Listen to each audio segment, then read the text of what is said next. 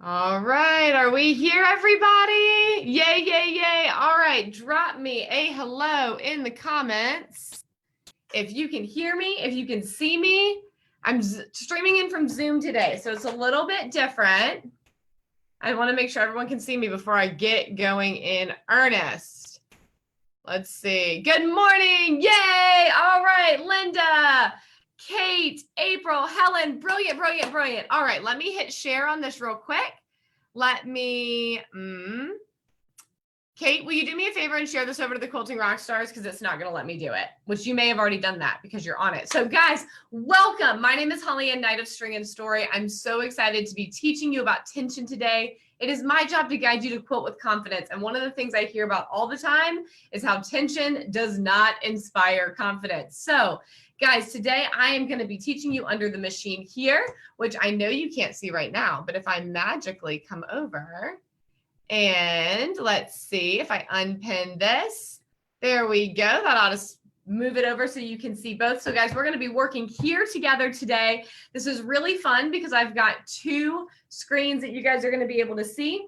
And my girl Kate is here to help me with questions. One of the things I realized after our time together yesterday is that there were some questions I missed while I was live because there's so many of you, which is so exciting. And I'm thrilled that every single one of you is here. And I want to make sure you get your questions answered. So my girl Kate is going to be here with me today, helping to make sure that I see all the questions. You may have already seen that she posted a link to a blog about tension. If you are watching the replay, then that link is going to be listed in the caption of your video, probably along with a couple of other links as well. But that's the key one because I want you to be able to go read this information and see photos as well as watch me do it today. All right. Awesome. I see those hearts. I see those hellos. I am so thrilled that you are all here. Kate, did you get this shared over to the Rockstars? And will you drop that tension link for me one more time? All right. With that, I'm going to toggle over so that I can see Kate's magic question document that she's got for me. This is the so I don't miss anything. And we're going to get started. All right, guys, thank you so much for being here today with me to talk about tension. I'm thrilled. Let's dive right in. Now, you're going to notice right away that I have not even put my hopping foot on my machine. All right. And the reason for that is I really want to talk through all of this together. So we're going to go ahead and take off this regular piecing foot. And let's talk through this. Now my machine does happen to be threaded. Oh guys, I tried to use my foot pedal to lift my foot and that doesn't work on this machine. Now guys, this is a standard hopping foot. If you are joining me for any kind of free motion quilting, this is probably what your foot's going to look like unless you have a metal foot or a ruler foot that's got the higher sides, things like that. Okay. So the first thing we're going to do is take that regular foot off. I'm also going to go ahead and open up my needle plate real quick. And we're just going to brush any lint out of the inside. All right. You won't necessarily need to do this every single time you're adjusting your tension, but I know that it's been a minute since I cleaned out under this machine, and it might have been a minute since you cleaned out under yours. So we're going to do it together. Okay. This will give you guys an opportunity to see what I mean when I talk about cleaning your machine, etc. And look at that. We're already caught on something. There we go. See, can you guys see all this fuzz under here? Now, even though this machine started out threaded, I'm actually going to go ahead and clip my thread at the top and pull this out so it's not in the way. I'm going to lift my bobbin out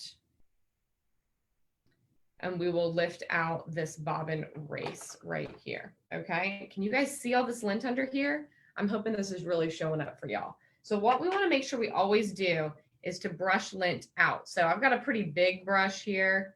This was actually my mom's sewing machine brush before it was mine. And I'm going to be just lifting all this lint out. So the reason we want to do this is because anytime you've got lint around these feed dogs or around your needle, you run the risk of buildup causing snags, which is going to break your thread, or simply cause your tension discs to not be able to come together properly, etc. And when you've got lint up underneath the bobbin race, like I do in here, look at all this. Look at these dust bunnies. My goodness gracious.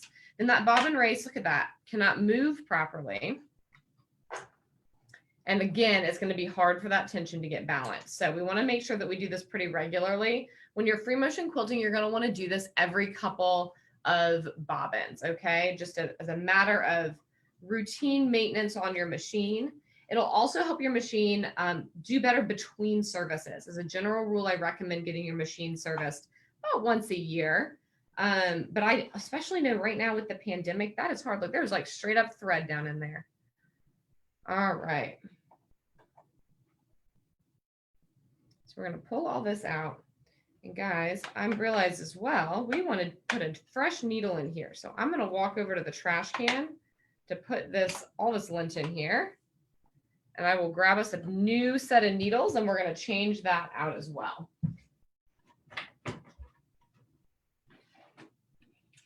Let's see.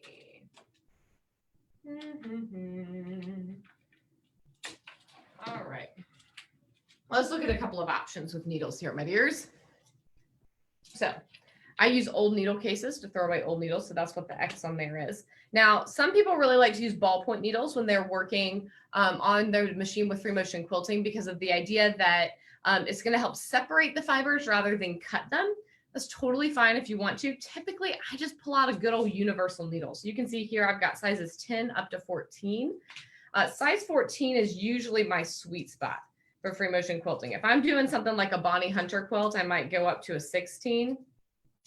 But a 14 is usually pretty good. Now, it's worth noting that a size 14 needle is larger than what is generally recommended for the thread that I use. I really like to use Aurifil 50 weight cotton thread. 2600 is my go-to color. And that's what I'm going to be demonstrating with for you guys today. Where did I put that? Here we go. But typically for a 50 weight thread, manufacturers it is a lot of lint. It's because it's been a hot minute since I've cleaned it out under there. I agree, Sandy. Generally, manufacturers are going to recommend a size 12 with 50 weight thread, but I like that 14 because it gives me a slightly bigger eye and it gives me a slightly stronger shank. And since I'm going to be moving a quilt around, especially a quilt that's got some seams, if you're joining me at 1 o'clock for the free motion quilting launch pad, we're going to be starting it on the Jubilee quilt. You can see it over here behind me. I think there's a fair number of seams. It's not a ton, but there's enough. You know what I mean? All right, I'm going to go ahead and seat this bobbin race back down in here. And we'll get this foot plate back on. So I put that needle in, screwed it in nice and tight. All right, let's make sure. Well, let's make sure we don't lose our screws, first of all. Let's just make sure this is all the way down. Yeah, there we go. Okay, we'll go ahead and take that out. Slide this in. Now, this particular machine, it is not recommended that the consumer oil it. So you're not going to see me oil this machine. If we were over on my Juki or back on my long arm, I would oil the machine. So you need to check your manual to see if consumers are supposed to oil the machine. Okay.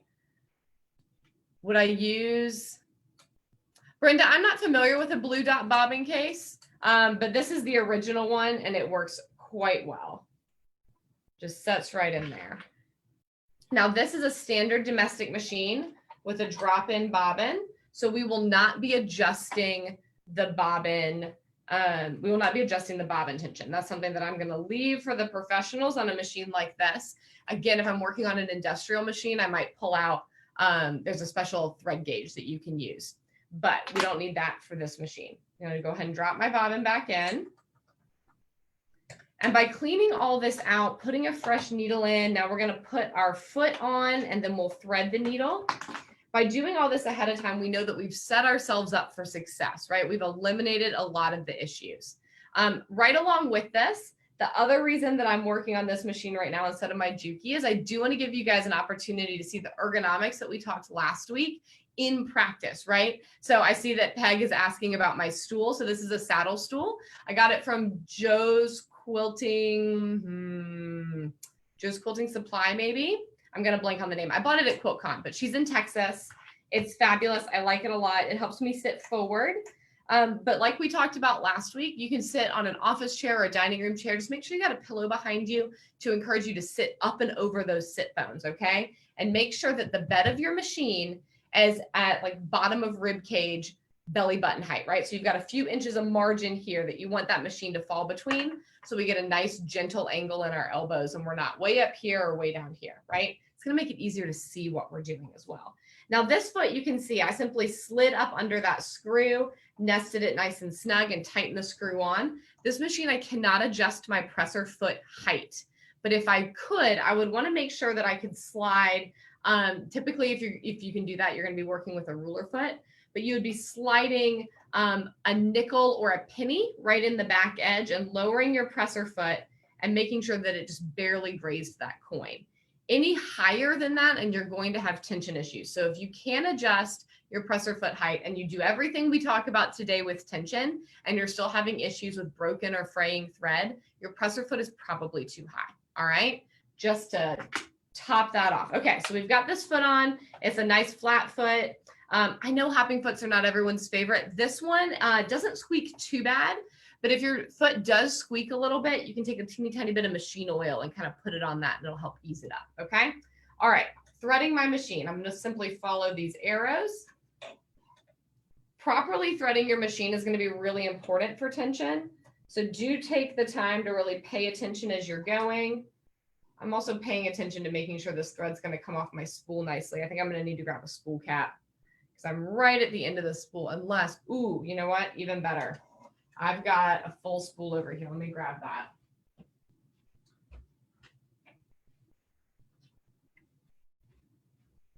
So this machine with my Aurifil thread, which is cross woven, it's designed to come off the end, but just the way that this particular spool pin is, it doesn't particularly like having a cap on it with the Aurifil. But once it gets down to the end of the spool gets kind of light and it bounces around in there a lot. So I like to make sure that I have a heavy one if I can, because it's going to be a little bit easier. So Celia, this is a Singer Quantum Stylist 9960. I bought it on Amazon. If you go to stringandstory.com/Amazon picks, if they still have any in stock, you'll find an affiliate link there. It's a very affordable, accessible machine. I love it. It's a great off-the-shelf machine. And I love teaching on it because it's very similar to what many of you guys might be teaching on. It's, you know, not a lot of bells and whistles, not very complicated.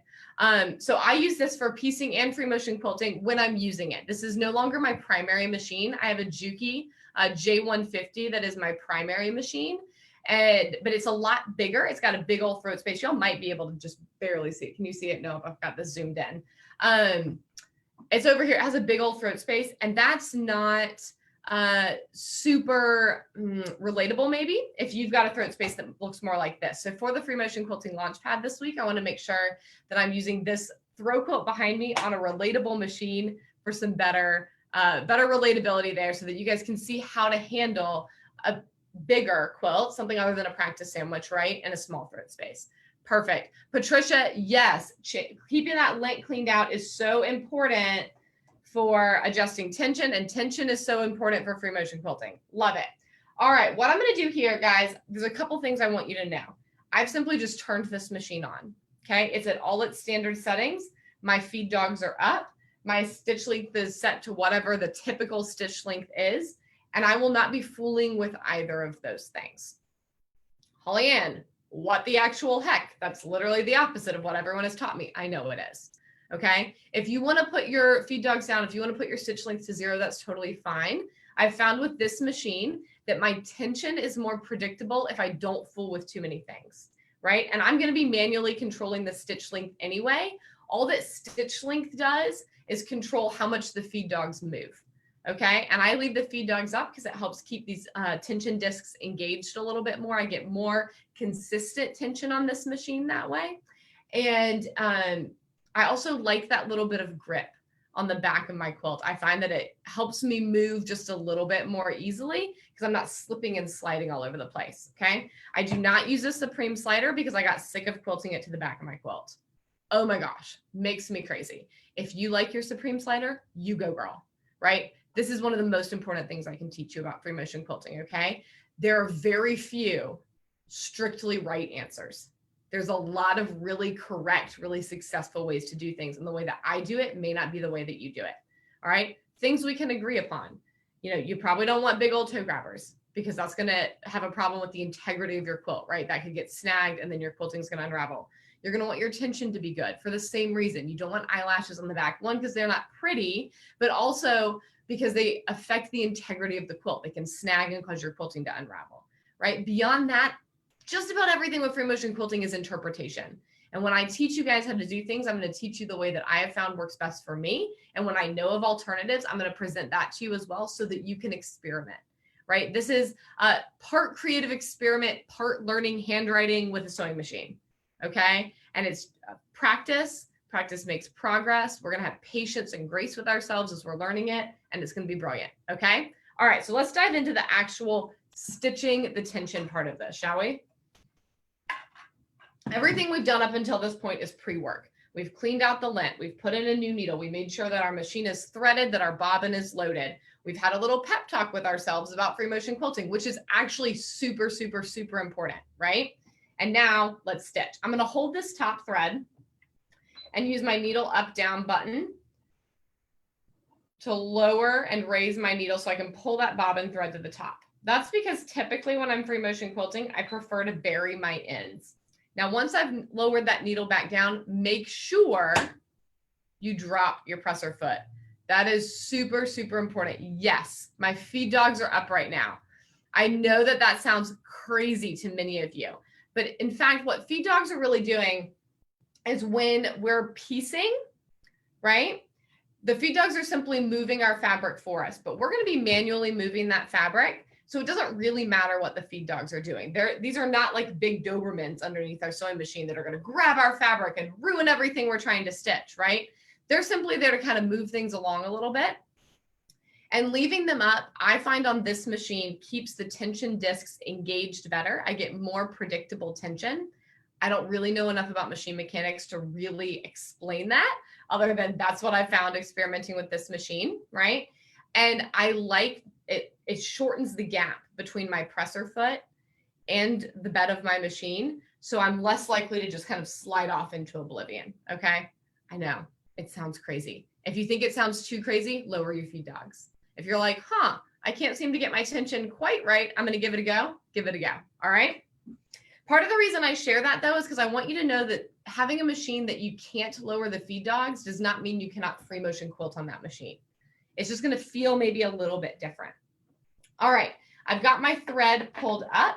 I'm going to just trim this to a reasonable length so that it's not fooling with me. And I'm going to hold, I don't usually put my gloves on right away because I'm going to be fooling with things for a hot minute. And I'm going to quilt some kind of swirly shapes, some pointy shapes, and we're going to kind of see where we're at. All right.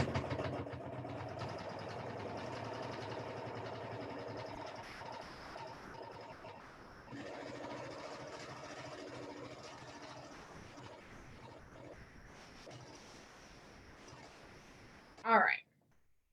So watching from this camera over here, you guys can probably see that this looks reasonably good at the top. There are a couple of places it's not as crisp as I would like it to be. And it's kind of the same thing on the back. So what I'm going to do is I'm going to raise my presser foot. You want to disengage those tension discs. And I'm going to open up my tension setting over here. And I'm going to turn it up. We're going to go up 2 notches and just see. Here's something you need to know. If you are working on a mechanical machine where you have a tension knob on the front of your machine, then setting your tension probably won't change a whole lot. Okay. Once you get it set, you'll probably tweak it here or there, but mechanical machines tend to hold that tension really, really well. My long arm, as long as I'm using Orifil 50 weight thread, I rarely have to fool with that thing, right? If you are working on a computerized machine like I am working on right now, you will fiddle with your tension a lot. Now, interestingly, my Juki, it holds pretty well. So it's going to depend a little bit, kind of on the fanciness of the machine. But partially with this Singer, every time I turn this machine off and on, it resets everything, right? So every time I turn it on, I got to fiddle with it again. I can't just go to the number I was at before and assume it's going to work. I know this because I tried that one time, quilted for an hour, flipped my quilt over, and spent the next 4 hours unpicking because there were tons of eyelashes all over the back of the darn thing. Okay. So it is better to check your tension too often and to make sure it looks good than to have that. Trust me. Okay, so I've raised my presser foot to disengage the tension discs. I've adjusted the tension. I'm now going to lower my presser foot again. And we're going to take a look at this. Now, don't worry. I'm going to explain all the ins and outs of how this works. I want to show you what good tension looks like first. All right. Let's get this going properly. Now, you can hear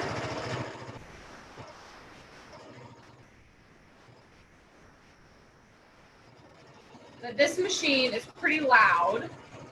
And a lot of that is because it's sitting up on a tabletop. There's a lot more vibration. It's going to be a lot more noisy, okay? Let's see. So what I'm looking at here is I'm looking for a nice, crisp little stitch bow, if you will. And I want it to look the same on the top and the bottom. What happens on our machine is that needle comes down with the thread, that bobbin race clicks, and these two threads twist together. There's not a knot there. It's simply a twist. And then they're coming a little further and they're twisting again. And that's how our stitches are formed. Perfect tension happens when that twist falls in the batting of your quilt. And the top of your quilt and the bottom of your quilt will look the same. It's a beautiful thing, right? So that's what I'm looking at. I'm looking first at the top going, okay, do I have a clear start and stop of each stitch? And then when I flip it over, is it the same? Now, guys, right now, this looks absolutely beautiful. So my stitches look very crisp and clean, top and bottom. The evenness that you're seeing here, these are looking reasonably even. That is practice. Okay, there's not a stitch regulator on this machine. I'm simply familiar with working on this machine and have spent a lot of hours, so trust me, like a lot of hours sewing on it. Okay, but here's the thing. It didn't take a lot of hours for my stitches to begin to become more even. All right, it took practice, yes, but it added up more quickly than I expected. All right, so that's what good tension is going to look like. Let's talk about troubleshooting. All right. Your most frequent problem that you're going to have is going to be with your tension. Whoop. That is not what I wanted to do. Hold please while I fix my stitch. No. You know what? We're just going to turn it off and turn it on again because that is the beauty of this machine resetting every single time. I'm not sure what I hit, but the more common issue that you're going to have is with your tension being too loose on the top. Remember what I told you, this is a standard domestic sewing machine. So I'm not fooling with the bobbin tension. In this game of thread tug of war, we're only adjusting the top tension, making it tighter, pulling that bobbin thread further through the quilt, or making it looser, releasing that bobbin thread back down. When it is looser, that's when our top thread is going to show on the back, and that's what eyelashes are. That's your top thread showing on the back of your quilt. So I've loosened this tension way up. Let's see if I can cause some problems with it. Oh, I can hear it. Oh, guys, it's awful. Can you guys hear what I just did there? That was dreadful. I like owe my machine an apology. You ready? Oh, look at that. Okay, this is eyelashes to the max. This is all top thread. And look, this bobbin thread, guys, I think we're going to be able to just simply pull it out. Let's see if I can find the start of it. Look at this. We're going to be able to just like yank it. Okay, so this is, my tension is too loose. I dialed this all the way back down to a 1, but the number is kind of incidental. So let's, I'm sorry, Festus. Did you hear it moaning and groaning? Let's bring it back to a 4 and take a look at what that looks like. You could even see, I don't know that you can see it now that I've fooled with it, but a little bit, these stitches, let me hold this so you guys can see up close, hopefully. Can you guys see how these stitches are bubbling? But they're actually bubbling up because this top thread is so loose and it's just all kinds of janky on the back, okay? So we've now put this to a 4. By the way, guys, I tend to lower and raise my needle to pop that bobbin thread up with my presser foot up, but it's possible that your machine will struggle to grab that thread. So if that won't grab that thread to pull the bobbin thread up, just put your presser foot down and try it then, and it should work just fine. All right, swirls need some grippies, so I'm gonna put my gloves on.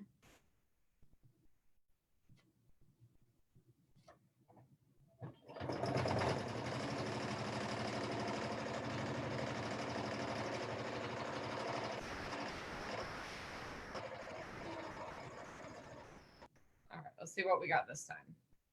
Okay, this is a lot better. but it's still not great. This is more likely what you're going to see on your quilts when you've got a little bit of a problem. All right, let's trim some of these extra threads off so we can see what we're doing. Okay, so you can see the contrast here, right? This is obviously a problem. This is ugly. Like, look at, bleh, right? That's also like gonna break your machine. Like that, you're gonna end up with thread nest. It's gonna be a problem. Okay, so we don't want to avoid that. But this is more likely what you're gonna see on your quilts. Is everything looks sort of okay, and then you've got a little bit of a floater on this outside, so that bobbin thread is just sitting on the surface, and there's a couple little nubbies where the top thread is kind of popped through a little bit. You can feel it, and then as we come into the tightest part of this swirl, it's where you're moving the fastest. Places where you move quick or change directions quickly is where your tension issues are going to show up. And I've got just a little bit of eyelashing, right? Doesn't look like a real big problem. Yeah, but all it takes is a little kitty claw snagging that.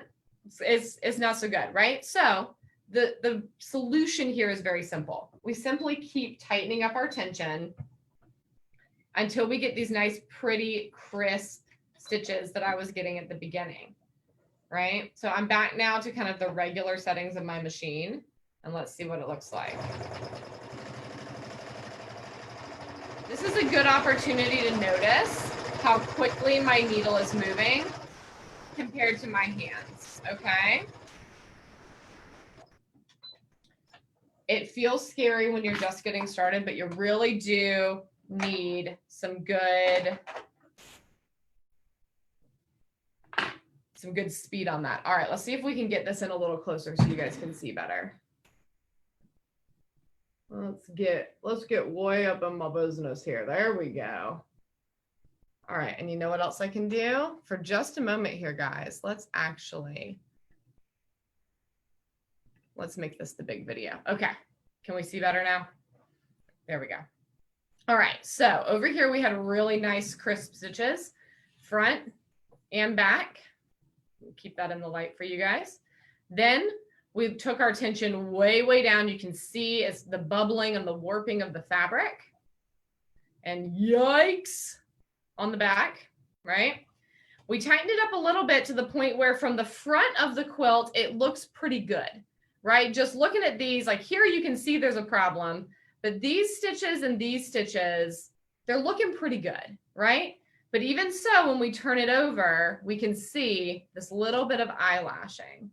So it's going to be tricky to see because these are very kind of, you can see it right here. See this little bit of eyelashing and these little floaters over here where we don't have clearly defined stitches. So look at the difference of this on the back and these nice crisp stitches on the front. Can you guys see the difference of that? That's what I'm talking about. If we want both sides to be nice and crisp, that even at this angle, you guys can see the individual start and stop points of the stitches. And you can't see that on the back because the tension is not crisp. So we tightened it up a little bit more, my wonky swirl here. But from the front, again, looking great, nice and crisp. Let me make sure I can see Kate's notes. Uh-oh. Let's see. Can you guys not see me? Or can you see me now? Oh no, panic. Moment of panic. Oh, heavens. My apologies. Something went wrong. Let's see. Nope. All right, unpin video. Here, I know what we can do. Thank heavens for Kate, guys. Can I make it? What if we make this spotlight video? All right, how about now, you guys? Ba-ba. Let's see if it switches. I'm sorry for the elbow, you guys. I'm reaching across. We're going to just give it a second. Did that work? All right. Are we back? Yes. Okay. Perfect. Always a learning process, you guys. Every bit of this is a learning process. I'm still live. We've got a child trying to interrupt. Okay. Let's go over this again, shall we? All right. I want you guys to be able to see these nice crisp stitches. Okay. So where I was starting a minute ago is we've got, let's take a look at this kind of panel of stitches we've done so far. So here was where I adjusted right at the beginning. We can see nice crisp stitches, the clear beginning and end point of each stitch, even at this side angle. When we flip it over, it's the same way, right? Nice, crisp individual stitches, and look at this texture that it creates, right? Now this is really close together stitching, so it's going to make a very dramatic texture, but beautiful. That tug of war is perfectly balanced, that we've got everything kind of right there in the middle, all right? Then this is where we took everything down. Even from the top, we can see that this tension is funky, right? It's caused all sorts of warping on the fabric. We can see these stitches are loose and bubbling, like all kinds of yikes. And sure enough, we flip it over. And when I was stitching this, if you were paying attention, you heard the machine. It was like, right? Sorry, super flattering, I know. All right. So it's like, okay, does something happen between these two extremes? Absolutely, yes, it does. We tighten up our tension, and from the top, voila, it looks so great. And this is where we often get in trouble, is right here, where from the top, it looks great. All right, it's looking great. Okay, sorry, I was toggling back over, guys. So I want to make sure I can see Kate's questions. My friend Kate is here with me. She's helping me out. She's tracking your comments so that I can see what you guys are asking and not lose you, because I realized yesterday that there were some questions and comments that got lost. So Kate is helping me see everything. So if you're asking questions and she's answering them, she's helping me out because I can't type and talk at the same time. Perfect. All right. So right here, you can see from the top, it looks super, super great. But from the back, we start to have a couple of little problems. You can see here, it's just not distinct, right? We can't see the crisp beginning and end of each stitch. And here we even have a little bit of eyelashing, so that those top threads are getting pulled through to the bottom. So even though the top looks good, this is deceptive. It's why it's always important to take time to check your tension and adjust it, and to flip your quilt over. I'm a firm believer in flipping your quilt over frequently while you're machine quilting to make sure that things stay balanced and pretty, because you want to catch problems right away. All right, and then here again, my funky little swirl. From the top, it's looking great. And from the back, this is actually looking quite good as well.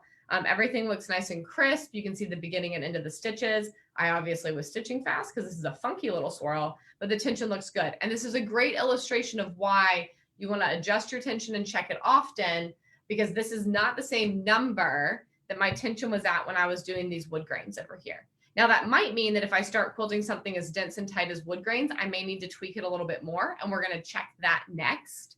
But the biggest lesson is to make sure that you're visually checking your tension, not just trusting a computer on a machine or a number on a dial, okay? Use your eyes to really look and check your tension. All right. Now, it looks like there's some conversations about Berninas and feed dogs going on. So for being on a newer machine, older machine, you should know when I'm on my Juki, I do drop my feed dogs. It's part of the built-in options of the machine. And I'm going to guess, and Kate is here, as I mentioned, and Kate knows a lot more about Berninas than I do, but I'm going to guess, Kate, that the Berninas, like the Juki, when you switch to a free motion quilting mode, it automatically drops the feed dogs. Is that correct?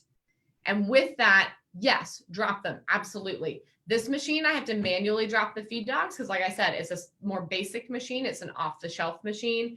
It's going to be more akin to your older machines where there's a lever at the end where you drop things down, right? And I find that when I do that, it does affect my tension, okay? But if you're on a machine where there are free motion quilting settings built in, oh, I just realized you guys still can't see me. We're working on this, guys. Let's go back to gallery view. Ha! Hello, everyone. But if you're working on a machine that does not automatically drop them, try leaving them up, see how it works. If you're on a machine that has a free motion quilting setting, like my Juki, perhaps like your Bernina, where you click into free motion quilting mode and they go on down, go with that, okay? Auto drop, the machines are engineered to handle the dropping of the feed dogs and keep your tension balanced, all right? This one doesn't do it so well. All right. So what I want to do here again is reiterate that concept of options, right? That the way that we always heard that something should be done when we're free motion quilting may or may not be true based on various situations. Okay. All right. Hopefully that helps. I want you to experiment, try your machine, get to know your machine. And all these questions you guys are asking are exactly the questions you should be answering or asking. You're doing a great job. Keep asking questions. There are no dumb questions here. There are no obvious answers here. I'm here for all of it. All right. Okay. Let's see. Did I cover questions about, here are some more questions about tension. Let's talk about it. So crisp stitches. This is what I'm talking about with crisp stitches, where I can see a clear beginning and end of each stitch. All right. Eyelashes are where the top thread has come to the back, whether it's like this, or they're real grody and problematic, or more subtly like this, that you can almost feel it more than you can see it, right? In this area over here where it's floating, I can feel the bump of the top thread, even though I can't particularly see it. Yes, I'm using the same thread top and bottom. It's Aurifil 50 weight. I think they might be different colors. Often I'm using Aurifil 50 weight 2600. When we're quilting a little bit later this afternoon on Jubilee, which is behind me, I'll be using a navy thread. Okay. I'm using a high contrast thread right now so you guys can see the stitches. All right.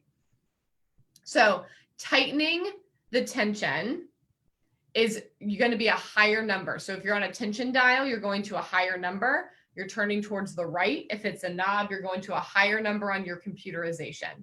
All right. Loosening the tension is lowering the tension, a lower number, loosening that knob, scaling it back. Okay. Is that helping? My stitch length right now, I think is set at 3.5. I know I'm a rebel all over the place.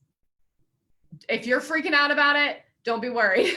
It is normal to be freaking out about it because I do things a little bit unconventionally because I found that it works, right? Again, experiment and figure out what works for you. If you find that those feed dogs dropping down and putting that stitch length at 0 is when you get the best stitches and you have the best quilting experience, go with that. If you're like me and leaving your stitch length alone and leaving those feed dogs up is where you find you have the best tension and the best quilting experience, go with that. All right, perfect. Let's see. Computerized sewing machine. Brenda, I'm on a computerized sewing machine. So right over here, I'll turn the camera for you guys. I'm going to turn the camera up here so you can see I'm over here on this computerized screen. And you'll check your manual to figure out what screen you need to be on and what numbers you need to be adjusting.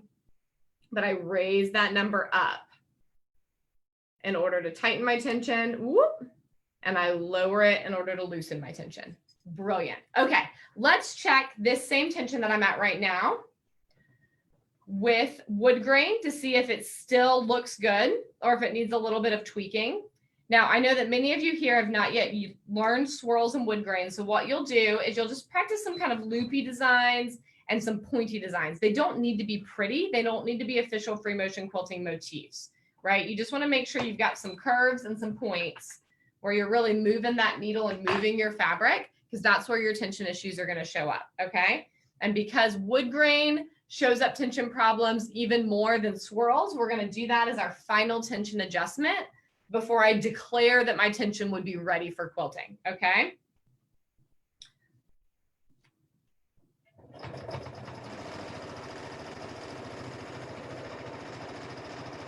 Now, guys, I move my needle fast when I'm quilting.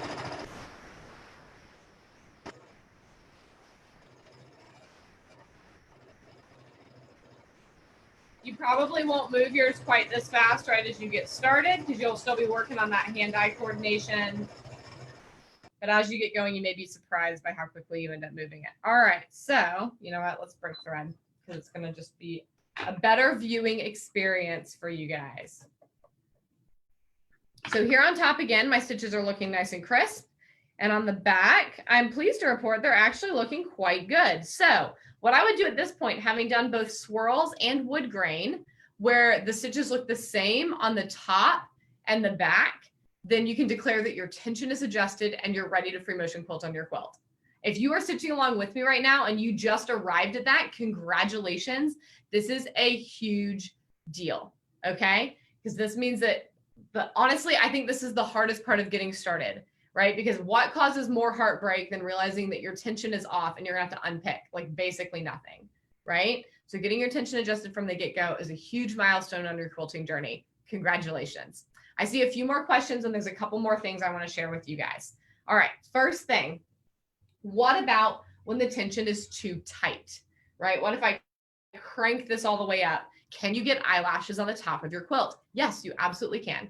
So they probably won't be this bad, but if you start to see floaters or eyelashing on the top of your quilt, that means that bobbin thread is pulling up and your top tension is too tight. More frequently though, you're going to get broken thread if your top tension is too tight. There's a few things that can cause thread breaks. Burrs on your needle, your thread being improperly threaded through your machine, a burr on your needle plate, your presser foot being too high, or maybe you forgot to lower it, right? But most common, your thread breaks are going to be caused by your tension being too tight on the top.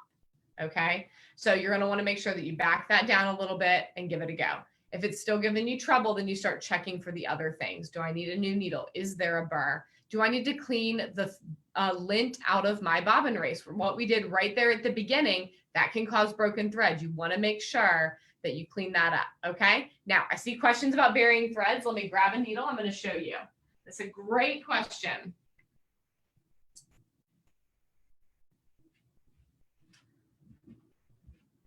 All right, let's see. Let me see what.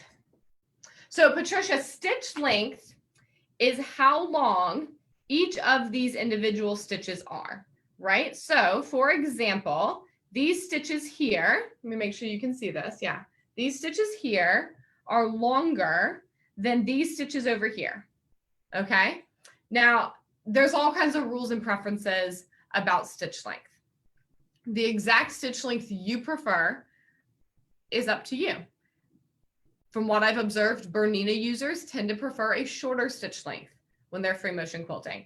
I like mine to be about like this, right? So they're not super tiny stitches. They're not super long stitches. The most important thing is that you're not going to want big old toe grabbers, right? So I don't really have a good toe grabber on here. But if I start getting a whole lot longer than this, I'm going to start considering it to be a toe grabber, something that, you know, a toenail could snag, that your pet could snag, and it'll pop that thread and call the integrity of your quilting into kind of a question mark there. Okay, brilliant, great question. I don't have a rule about stitches per inch. You'll figure out what you like and what looks good to you. Like you may be looking at this going, HollyAnne, that looks entirely too long, right? Whereas I look at this and I'm going, that's exactly what I want. Right? You're going to find what works well for you. Look at other people's free motion quilting and kind of see what appeals, and you'll settle into that as your normal as you continue to practice. Okay. Eyelashes on the bottom of your quilt mean that the top tension is too loose. Great question, Peg. Yes. Do what works for you, Jan. Exactly. All right. How am I popping this thread up? Let's talk about that. So I'm holding my top thread. And I'm doing this for the exact reason that Brenda has asked, how do you tie off your thread? Like, how do you finish it? And that's exactly why I'm pulling this thread up. So in order to pull the bobbin thread up, I hold my top thread, I lower my needle. You may need to lower your presser foot to do this as well, and raise it back up again. If you're using your hand wheel, circle it all the way around. And then I simply tug, because remember, they made that twist, and I pull the bobbin thread to the top. And I will begin quilting in that same spot. Okay. The reason I pull this thread up is, one, it keeps it out of the way. Then the bobbin thread is not flapping around on the back, getting stitched to the back of my quilt, looking all messy, right? But also because when I finish quilting, I can hide where I began my stitches. You'll use this technique as well if you run out of bobbin thread. If you have a thread break, you'll simply pick your stitches back until you have a little bit of a thread tail, top and bobbin, hold both threads and thread it through a needle. You can use a self-threading needle if you prefer. And you can knot this if you prefer.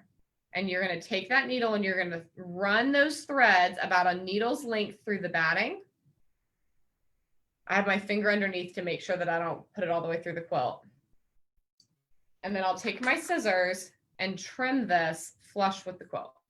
All right. And now where I began and ended becomes essentially invisible, right? So this is on a whole big quilted quilt. It's going to hide and look brilliant. And if I needed to change thread colors, change bobbins, whatever, I could start in that same spot and it would look like a continuous line. Yep. Yes, you absolutely, Louise, always want to raise the presser foot before you adjust the tension, because you want to disengage those tension discs. Otherwise, you'll end up with very unpredictable tension, because the screws that actually hold the discs inside your machine will have moved, but the discs themselves and the springs will not have adjusted, and it'll be kind of funky. Okay, so always make sure you raise that presser foot up to adjust your tension and lower it back down to quilt. Now, those of you who are asking about eyelashes and wanting to make sure that you keep track of like what means loose tension, what means tight tension. If you head over to that blog that Kate has shared in the comments that she's going to drop again for you guys, if you click over there, then there's an option to get a downloadable guide to tension that you can print out. It's a one-sheet document. It's got photos on it that will talk you through this. So you have a little quick guide cheat sheet that you can keep near your machine until you kind of get the hang of things. All right. Absolutely brilliant, you guys. So today we have talked about the importance of cleaning out our machine, having a fresh needle, putting our free motion quilting foot on. We've threaded our machine and we've talked about tension. What is tension? What does proper tension look like? What does loose tension look like? What does tight tension look like? We've covered a lot of ground today, guys. We've talked about stitch length. We've talked about feed dogs, how to start and stop your threads, and how to bury your ends. So, any more questions that I can ask for you? Yes, Kate is mentioning that the BSR has come up. If you have a Bernina and you have questions about the BSR, you need to talk to Kate. Kate is doing a teaching over in her Facebook group later this week. She's going to drop a link to Tough Kitten Crafts in the comments for you guys. And if you have a Bernina, you need to go join her Facebook group right away. Because here's the thing. I know free motion quilting, but Kate knows Berninas. So she's your girl. So if you're going to be learning with me on a Bernina, you're going to want to know Kate as well, because she's going to have a lot more of the answers about the computerization of your machine, how the BSR works. And she's doing a free training on the BSR later this week. Yep. Absolutely. Brilliant, brilliant. Guys, I'm going to click back over where I can actually see you properly. Hello, hello. Thank you so much for being with me, guys. Did I answer all the questions? Kate, I'm not at the tracker. I'm here in the comments. So did I answer all the questions? If you have more questions, hit me with them now. I want to make sure that you've got the resources that you need to go play around with your tension. Guys, if you are quilting with me in 1 hour, inside the Quilting Rockstars Facebook group, Kate, do me a favor and drop a link to the Quilting Rockstars. I'm going to be over in the Quilting Rockstars in an hour teaching about this. If you are over in the Quilting Rockstars watching this right now, I'm going to go make sure that your questions got answered as well. And if you're going to be with me in an hour, go make yourself some practice sandwiches and fiddle around with the tension on your machine. I'm going to have this big old beauty underneath my machine when we come back. And I'm going to make sure that my tension is adjusted with navy thread instead of gray thread. And we're going to start today doing some simple stitch in the ditch. I'm actually going to put my piecing foot back on for that.